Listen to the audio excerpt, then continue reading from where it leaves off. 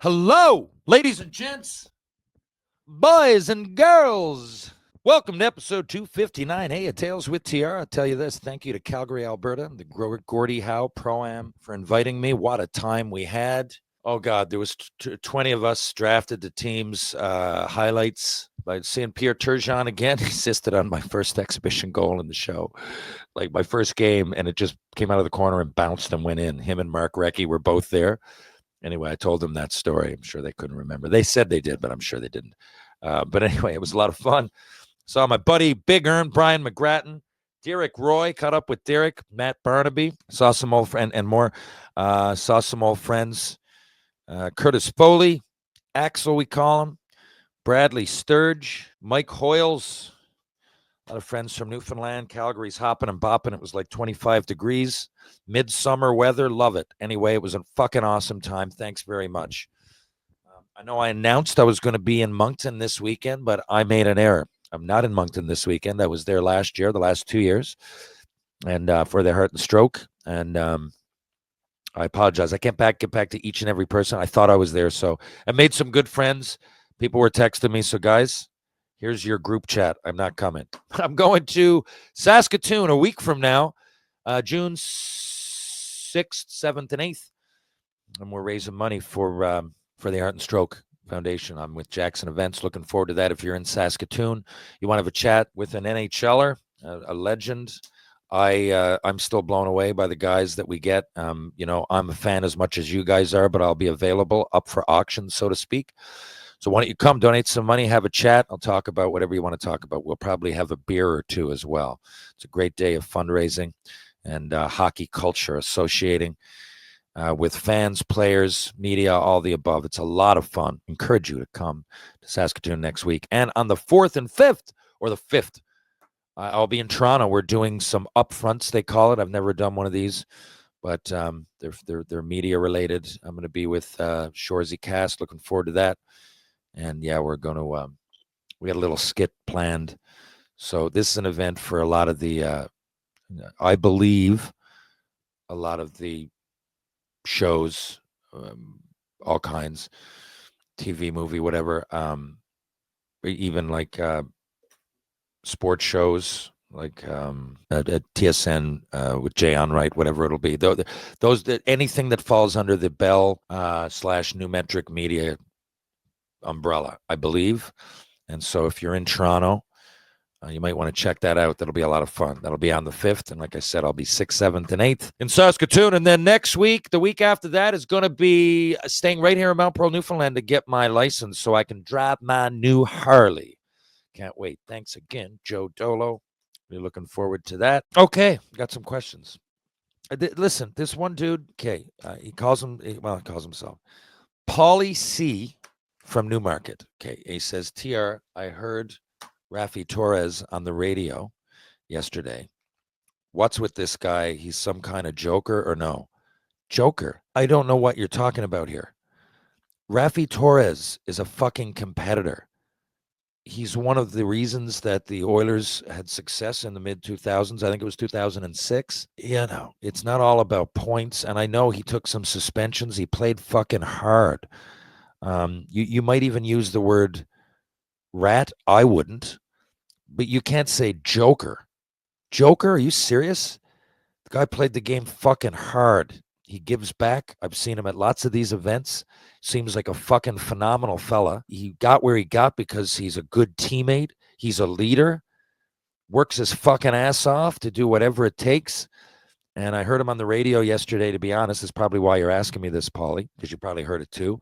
And I thought he had a lot of fucking great things to say. And I like when guys like Raffi Torres are interviewed because you get more behind the scenes. And it's easy to know what makes, I don't know, Mitch Marner tick or Connor McDavid. Not easy, but it's not as layered. A guy like Raffi Torres, comes into pro with not as huge of a resume, although it wasn't fucking bad. But, he does what and he has to adapt his game a bit. Guys that are elite generational point getters, it's going to be different. You're going to probably have a better idea what kind of National Hockey Leaguer they're turned out to be. They're just a version of themselves in junior. A lot of guys have to change their game. Now, Raffi was never a fucking wuss. But when he got to the NHL, he realized that it's, to make a difference, he had to play with a lot of grit, determination. The game is played so fucking fast. It really is that if you're going to take it upon yourself to be a hitter, you're going to be up for some suspensions. That's it, because it's just so fast, and you're going in there and you go to make a hit, and even if you realize at the last minute, maybe it was a poor decision, it's too late. And sometimes, if it's playoffs, I'm not going to say you're consciously trying to hurt somebody. I mean, but look at Evan Bouchard the other night when he chopped Hintz, knowing that Hintz was already hurt. I think that's a bit greasy. And by the way, I understand why the NHL, like I've always said, people get upset when people don't disclose injuries. And because Matthews has never disclosed whatever injuries he has, I think that's a little bit odd, only because it seems that everybody does it or has to do it. But I'm like, I don't think anybody has to do it. And I wouldn't want to do it if it was the playoffs, tell you exactly what's hurting. And look at Rupee fucking Hintz now. He's going to be fucking, he's going to, if the Oilers win, I guess they got one more game to do it, and Dallas can easily win 3 games in a row.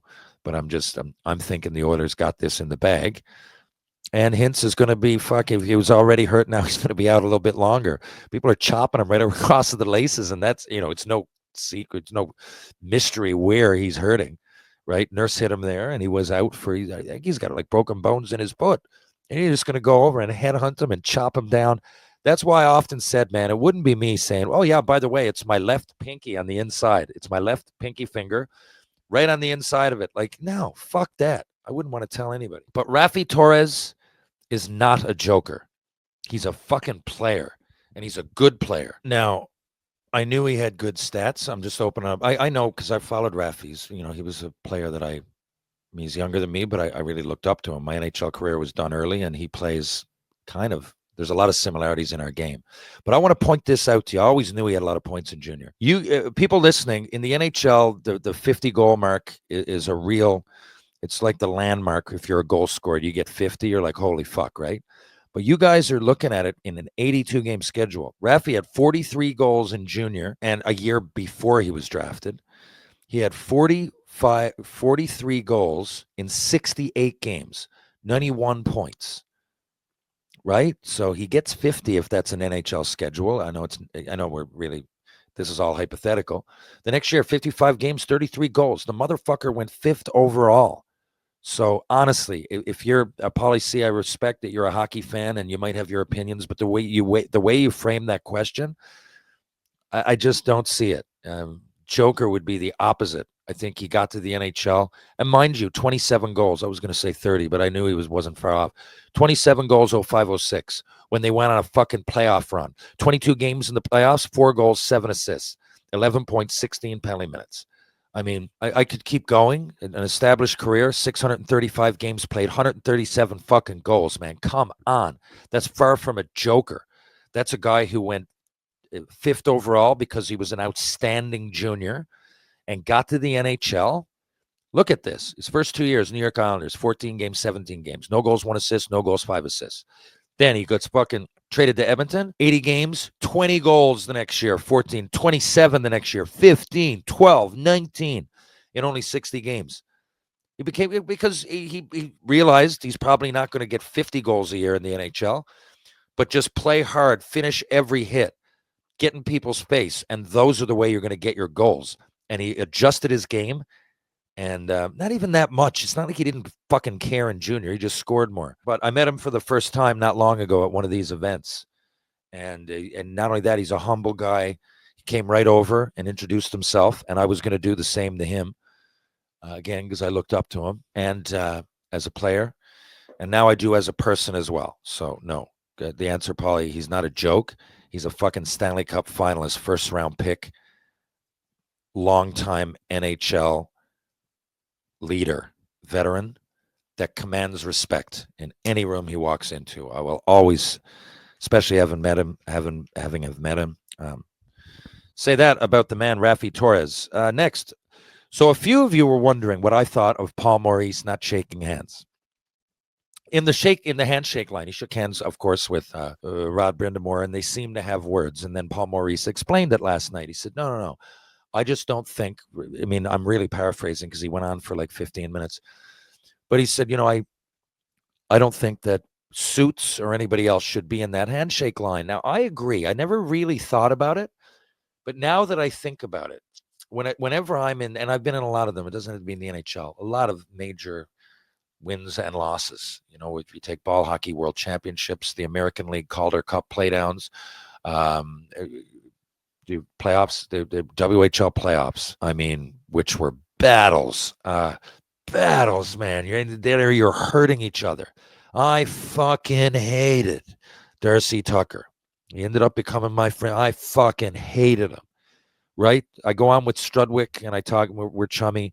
I'm not saying I hated him, but I fucking didn't like him. I'm just saying because we lost out 3 years. I played junior to Kamloops, and they went on to win the Memorial Cup. 3 of the 5 years I was in. If you count when I was a 15-year-old. But anyway, but afterwards, and even then, our Bob Laux was no fan either. I mean, he was our coach. And a few of us were so pissed off at the end of the game. I remember coming off, fuck, I'm not shaking hands. Get out there and fucking handshake. It's over.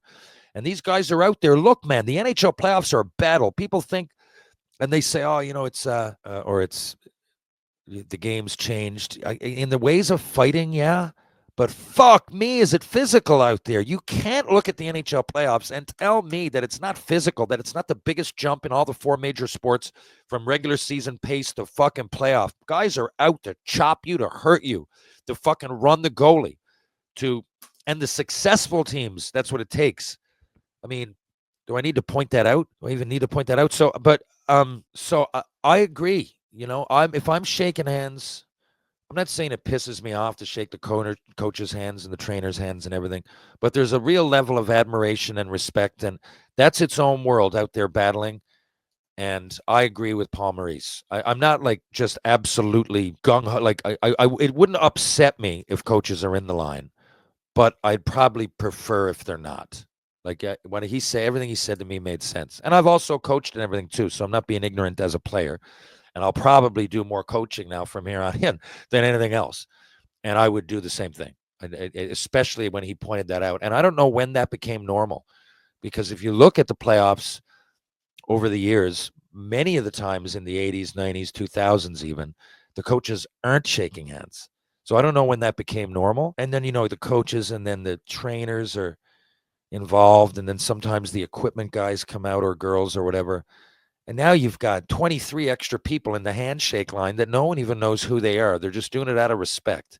And whether you're on the fucking high of winning or you're on the low of your season being over, either way, you're very emotional. And you're representing both ends of the spectrum. And all those people in the middle, I'm not saying they don't matter, but they weren't on that ice in that battle. You want a handshake after the game, a beers or cheers over a beer, or I don't know, do what you're going to do. Have a conversation, have a coffee, share a dart together. I don't know. But in that handshake line, I like what he said. And I don't think he was being ignorant by not doing it. I think he was being respectful. And there's a difference. Please listen to, if you don't think so, please listen to his whole interview. And you'll see that he wasn't doing that to be a prick. Anyhow, Ken fucking Reed. I got Ken coming on, and Ken's going to come on a little bit later. And I'm going to ask him some relevant stuff. We're going to catch up. We haven't had him on in a while. He's one of my most regular guests. And looking forward to talking to Ken. If you're in St. John's, over the course of the summer, a lot of people are asking me the best time to come to St. John's. Well, right now, the icebergs are getting in, but they're going to be gone soon. There's not as many as normal. I saw one huge one, though, today.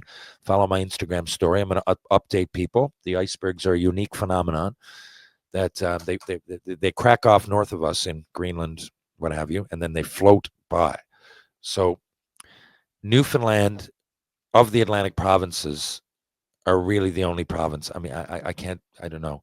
You would have to, the iceberg would have to like take a right and then hit all the correct currents to land. Like I don't even think you ever even see them in the other Atlantic provinces. I could be wrong, but if you look at a map, you'll see why St. John's and Twillingate, Bonavista, this area, because they're floating right by us. Technically, they could go in around PEI. It would have to hit a major wind gust at the right time, and I just don't think it happens. I've never heard of it. If I'm wrong, correct me, but I think the only place you see icebergs in Atlantic Canada is Newfoundland. So right now is a great time for that, right? But today's a good example of it's 20 degrees out, but when the wind comes off the ocean, because there's ice in it still, it can be a little chilly. So it's a nice day, but you might want to wear like a pullover, even though it says 20 degrees, and that would normally be t-shirt. If you the closer you get to the water, there is a little bit of a nip in it. But it is, if now with icebergs, come the whales and the cod, and soon enough the capelin, and it's a great time to go on those boat tours, cod jigging, all of the above. If you want to come for the weather party, you would probably come a little bit later in the summer. We got Iceberg Alley in June, which is fucking awesome. 7 days of three concerts, 3 bands a day. Check it out online. And then shortly after that, last week of July, first week of August, is George Street Festival / Regatta. Then we get right into the folk festival. There's pretty much festivals in every little town all over Newfoundland. It's a big celebration. People love to celebrate here. They love festivals. They love music. They love our culture. It's awesome because a lot of tourists come in at that time. And so, look, it depends what you're into. A lot of people come here to hike. Google the East Coast Trail if you're into hiking. It's too long, and there's too many segments for me to explain, but it's fucking awesome. And the ones around St. John's are cool. If you go a little bit out either direction, I like to go to the southern shore. There's a little area that you can go see the Spout. On the way to the Spout, there's all kinds of old like ruins from hundreds of years ago. It's pretty cool, and you just come across it. It's not really advertised. These are just natural phenomena that you'll hit if you do the East Coast Trail.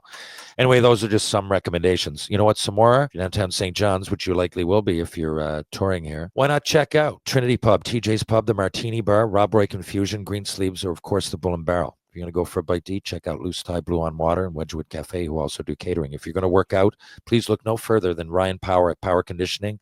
They promise strength and balance for the body and mind, and they've fulfilled every promise that they've committed to so far as I know. If you need Mr. Lube and you're in St. John's, just go to Torbay Road or Kenmount Road. Live, Laugh, Lube. True Hockey. Take what's yours, man. Just take what's yours. I loves me Mugsy jeans for the comfort and the fit. GS Construction, laying the groundwork for your community. Carpet Factory, laying the carpet for your community. Crown Cabinets, why not? I loves Crown Cabinets. And folks, of course, True Hockey, take what's yours. I'll be back, 2 steaks of lamb's tail, with the wonderful Ken Reed. Thank you, folks. Catch you guys on the rebound. I'll be back in just a couple of days.